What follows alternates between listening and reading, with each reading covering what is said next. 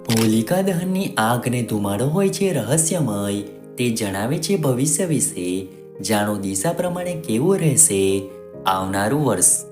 24 March 2024ના રોજ હોલિકા દહન પછી સમગ્ર દેશમાં હોળીના તહેવારની ઉજવણી શરૂ થશે. હોલિકા દહનને મુખ્યત્વે અનિષ્ટ અને સારાની જીતનું પ્રતીક માનવામાં આવે છે. એવું પણ કહેવાય છે કે હોલિકા દહનની આગ અને તેનો ધુમાડો ભવિષ્ય વિશે ઘણું બધું કહી જાય છે. શાસ્ત્રો અનુસાર હોલિકાની અગ્નિમાંથી નીકળતી જ્યોત અને ધુમાડો જણાવે છે કે આ વર્ષ સમગ્ર રાજ્ય અને દેશનું ભવિષ્ય શુભ રહેશે કે અશુભ. હોલિકા દહનની અગ્નિ આપે છે આ સંકેત. હોલિકા દહન પછી આગની જ્યોત અને ધુમાડાની દિશામાંથી સમગ્ર દેશ માટે આગાહી કરવામાં આવે છે. હોલિકા દહનની અગ્નિની દિશા બતાવે છે કે આવનારા સમયમાં દેશની સ્થિતિ, વેપાર, આર્થિક સ્થિતિ, ખેતી અને આફતો વગેરેને લઈને કેવી રહેશે. શાસ્ત્રો અનુસાર જો હોલિકા દહનની આગ સીધી ઉપરની તરફ વધે તો દેશ માટે ખૂબ જ શુભ માનવામાં આવે છે. આ સ્થિતિ સૂચવે છે કે આખું વર્ષ ઘણું સારું રહેશે. ચાલો જાણીએ કે જ્યોત અન્ય દિશામાં જવાના શું સંકેત છે. પશ્ચિમી દિશાનો પ્રભાવ.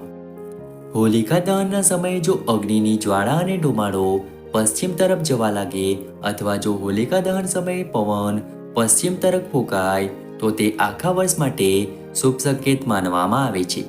કહેવાય છે કે આવી સ્થિતિમાં લોકોમાં પ્રેમ અને સૌહાર્દની લાગણી જન્મે છે. આ ઉપરાંત દેશની આર્થિક વ્યવસ્થા મજબૂત બને છે. ઉત્તર દિશાનો પ્રભાવ. હોલિકા દહનના સમયે જો હોલિકામાંથી નીકળતી જ્યોત અને ધુમાડો ઉત્તર દિશા તરફ જવા લાગે તો તે એવી સ્થિતિમાં ખેતી અને પાકની ઉપજ સારી અને અનાજમાં વધારો થવાનો સંકેત માનવામાં આવે છે. પૂર્વ દિશાનો પ્રભાવ. હોલિકા દહન પછી જો અગ્નિની જ્વાળાઓ અને ધુમાડો પૂર્વ તરફ ફૂંકાતા પવન તરફ વધે છે તો અનુમાન છે કે આ વર્ષે ધર્મ, આધ્યાત્મિકતા, શિક્ષણ અને રોજગાર વગેરે ક્ષેત્રોમાં પ્રગતિ થઈ શકે છે. ઉપરાંત સ્વાસ્થ્યની દ્રષ્ટિએ જ્યોત આ દિશામાં વધે તે સારું છે. દક્ષિણ દિશાનો પ્રભાવ.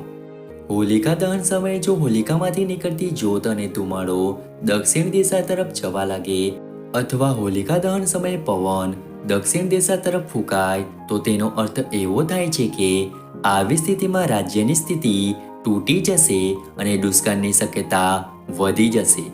જેનો અર્થ છે કે તે દેશમાં અશાંતિ, વિવાદ, ઝઘડા, ફોજદારી કેસ વગેરે સૂચવે છે.